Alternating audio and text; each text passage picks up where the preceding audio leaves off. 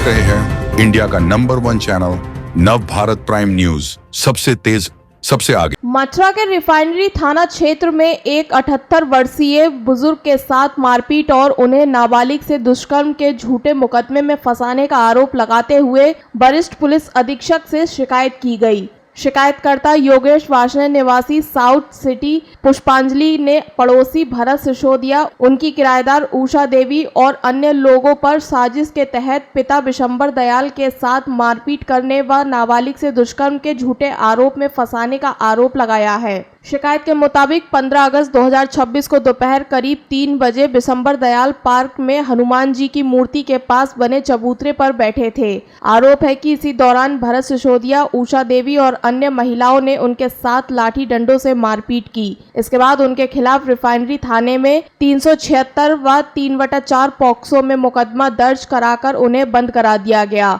और थाना refinery police ने भी इस मामले की जाँच किए बिना FIR दर्ज कर ली। योगेश का आरोप है कि घटना की जानकारी मिलने पर जब वह मौके पर पहुंचे तो उनके साथ भी मारपीट की गई, जिससे उन्हें गंभीर चोटें आईं। शिकायतकर्ता ने बताया कि दोनों पक्षों के बीच पहले से जेवरात को लेकर विवाद चल रहा था।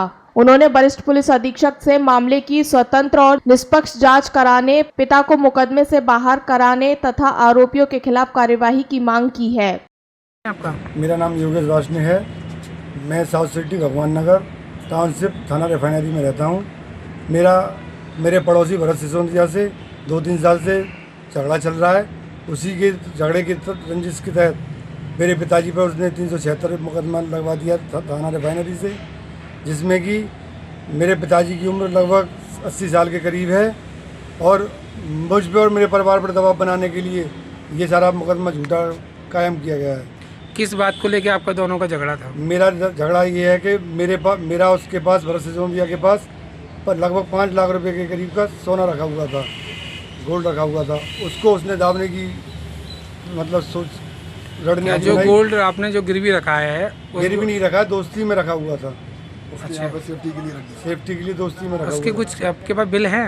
हाँ, बिल है मेरे पास। कहाँ से जो खरीदा था जिसका? जी राधा रानी ज्वेलर्स कृष्णनगर से मैंने वो खरीदा था।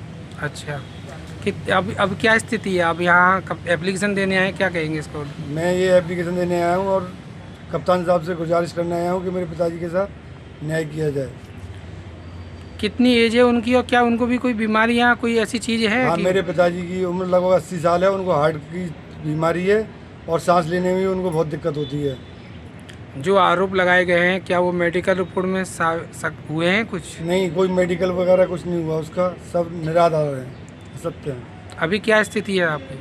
अभी ये स्थिति है, मेरे पिताजी को जेल भेज दिया गया है। मैं कप्तान साहब के यहाँ एप्लीकेशन देने आया हूँ। वकील साहब आपका? मेरा नाम निशांत राघव एडवोकेट है। क्या पूरा मामला है? ये मैं इनका काउंसिल हूँ, इनकी तरफ से, इनके फादर की तरफ से अपने केस को रिप्रेजेंट कर रहा हूँ।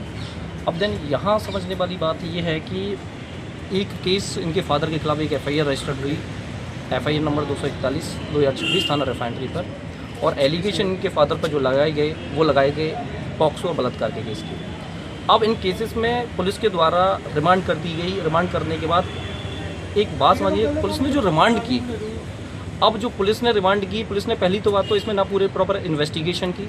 इन्वेस्टिगेशन करने के दौरान उन्होंने रिमांड्स पेपर्स को भी तैयार किया। रिमांड्स पेपर में ना तो कोई ऐसा एक्सप्लेनेशन दिया, और इवन देन मेरी तो यही समझ में नहीं आता, और आपके चैनल के माध्यम से एक IG DIG महोदय के लिए और एक प्रार्थना कर रहा हूँ कि कम से कम आप अपने DIG और IG महोदय इन लोगों को बैठ करके इन्हें शिक्षा तो दी जाए कि रिमांड किस तरीके से की जाती है और इन्वेस्टिगेशन किस तरीके से की जाती है। क्योंकि विवेचक महोदय के द्वारा जिस दिन अरेस्टिंग करने के दौरान न्यायालय में उनको प्रोड्यूस किया गया, तो मैंने उनके रिमांड पेपर्स को भी चेक किया। ना तो प्रॉपर रिमांड पेपर बनाए गए थे और ना ही रिमांड पेपर्स की पूरी कंप्लीट की गई, जैसे सुप्रीम कोर्ट लगातार कह रहा है। अब इनके ऊपर लगाए गए एलिगेशन कितने झूठे कितने सच हैं, ये तो देखने का अलग पार्ट है। ये इसे न्यायालय देखेगा, न्यायालय तय करेगा। हमारा काम है अपना पक्ष रखने का, जो डिफेंस अपना पक्ष रखेगा और मजबूती के साथ रखेंगे, और हमें न्यायालय पर पूरा भरोसा है। जहाँ तक अब तक इनके केस को मैंने रीड किया और इस पर स्टडी की है, तो मेरी जो खुद का एक पर्सनल व्यू है उसके आधार पर अभी तक मुझे लगा है कि मामला पूरा झूठा है। क्योंकि जिस व्यक्ति को रिमांड के समय शाम को पेश किया गया, तो उस रिमांड पेपर्स पर मेरे द्वारा आर्ग्यूमेंट्स किए गए थे। उस आर्ग्यूमेंट्स में उस पर्सन को मैंने देखा गया कि वो पर्सन एक ऐसा पर्सन है जो 90 डिग्री के आसपास खड़ा होता है। सही तरीके से ना तो वो चल सकता है, ना ही खड़ा हो सकता है। उसकी एज लगभग 80 to 82 80 या 82 के अप्रॉक्स में रही होगी। अब रिमांड पेपर करते समय पुलिस ने अनावश्यक रूप पर, अच्छा आपकी वीडियो में मैंने लास्ट टाइम एक और देखा था कि पुलिस के द्वारा एक वीडियो चलाई गई थी और उस वीडियो में ये दिखाया गया था कि एक आरोपी को पकड़ा गया, उस पर लास्ट टाइम का भी कोई 354 का छेड़छाड़ का मुकदमा था।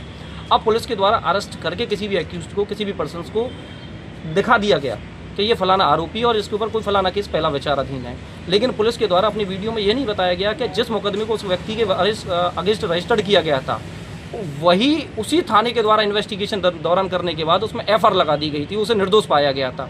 सेम उसमें पारिवारिक रंजिश को निकलने के दौरान उसके खिलाफ मुकदमा रजिस्टर्ड कराया गया और इस मुकदमे में ना तो लड़की के मेडिकल कराए गए और ना ही कोई ऐसा मामला पाया। अब तक की मेरे द्वारा की गई केस पर इन्वेस्टिगेट और पर्सनली ग्राउंड पर उसकी जांच करने के दौरान मुझे अब तक का मामला पूरा फर्जी लगा है। ये एक पारिवारिक रंजिश का मामला लग रहा है, लेकिन अब इस मुकदमे में क्या दिशा होगी, क्या मुकदमा आगे बढ़ेगा, ये न्यायालय पर डिपेंड करता है। इसमें अभी ये फिलहाल वर्तमान में हमारे द्वारा एक जमानत प्रार्थना पत्र न्यायालय में लगा दी गई है। 27 तारीख की उसकी सुनवाई है। देखिए न्यायालय क्या फैसला करता है, हमें न्यायालय के फैसले पर पूरा भरोसा है। कौन सा थाना है ये? थाना रिफाइनरी। पुलिस से अभी आप मिले हैं, क्या आश्वासन दिया है? पुलिस को मिलने का क्या है, पुलिस को मिलने की, उनसे मिलने से फ़ायदा क्या है? पुलिस को मिलने से फ़ायदा ये नहीं है क्योंकि पुलिस को कोई नॉलेज तो है नहीं। उनके आप रिमांड पेपर्स को देखिए, जिस थाने के आईओ महोदय को रिमांड पेपर बनाना नहीं आता, अरेस्टिंग मीमो तैयार करना नहीं आता, वो क्या इन्वेस्टिगेशन करेंगे? आईओ महोदय के द्वारा अपनी रिमांड पेपर में, रिमांड मीमो में स्पेशली बताया जाता है कि आप किसी एक्यूज को अरेस्ट करेंगे तो आपको उसकी डेट एंड टाइम तक मेंशन करना पड़ेगा, लेकिन उन्होंने डेट मेंशन कर दी, टाइम मेंशन करना भूल गए। कारण लिखना पड़ेगा कि आपने अरेस्ट क्यों किया। एक जनरल कारण लिखा कि 24 घंटे में हम इनकी विवेचना पूरी नहीं कर सकते। भाई अभी देन इस मामले में पूरा समझने के बाद और काफ़ी सारे मैटर्स को देखा है और काफ़ी मुकदमे में ट्रायल फेस कर रहा हूँ, लोगों के लड़ रहा हूँ, तो मैंने देखने के बाद इतना मुझे समझ में आ गया कि हमारी जो पुलिस में काफ़ी हद तक के जो अधिकारी हैं उन्हें लॉ का कोई जानकारी नहीं है। लॉ ऐसा लगता है कि वो जो कानून के काम कर रहे हैं, जो प्रक्रिया कर रहे हैं, उन्हें स्पेशली इसके लिए क्लासेस दी जानी चाहिए।